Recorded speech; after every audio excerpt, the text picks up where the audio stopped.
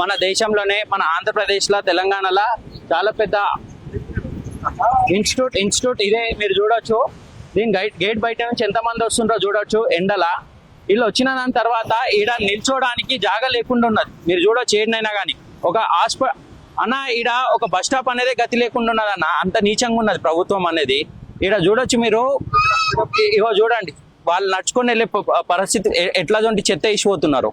ఇంకా ఈ government land అయినా కానీ ప్రైవేట్ ల్యాండ్ అయినా కానీ ఎయిర్ ల్యాండ్ అయినా కానీ గవర్నమెంట్ ఒక్కటే డిమాండ్ చేస్తున్నాం, అట్లా వాళ్ళకి న్యాయం చేయండి. ప్రైవేట్ భూమి అయితే కొనండి.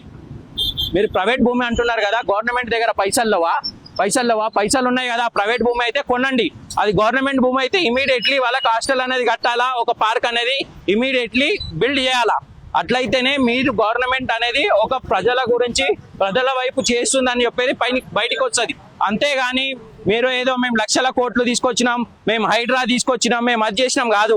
మీరు నిజంగా ఇట్లాంటి హాస్పిటల్ ఉన్నోళ్ళకి ఇట్లాంటి ఇన్స్టిట్యూట్లకు వచ్చేటోళ్ళకి వీళ్ళ గురించి న్యాయం చేయండి. అప్పుడు నిజంగా ప్రభుత్వం అనేది ఉన్నది అని ఏర్పాటయ్యింది. ఈ ప్రభుత్వం ప్రజల వైపు ఉన్నది, ఇట్లాంటి వైపు ఉన్నది అని చెప్పి బయటికి వస్తుంది. మీరు చూడండి ఇంత పెద్ద జాగ ఉంది దాని ముంగట, హాస్పిటల్ ముంగట. మరి వాళ్ళకి హాస్టల్ కట్టియచ్చు కదా, మరి ఎందుకు కట్టిస్తలేదు? బ్లూ షీట్స్ లోపల ఉన్నది చూడండి ఎంత పెద్ద ల్యాండ్ ఉందో. అది గవర్నమెంట్ హ్యాండ్ ఓవర్ లో తీసుకొని కట్టియడానికి ఏమైతుంది ఒక హాస్టల్. ఇక్కడ చూడొచ్చు మీరు మన మన అంజయ్ నగర్ లోనైనా కానీ హస్బెండ్పేటలోనైనా కానీ ఎంతో మంది ఉంటున్నారు.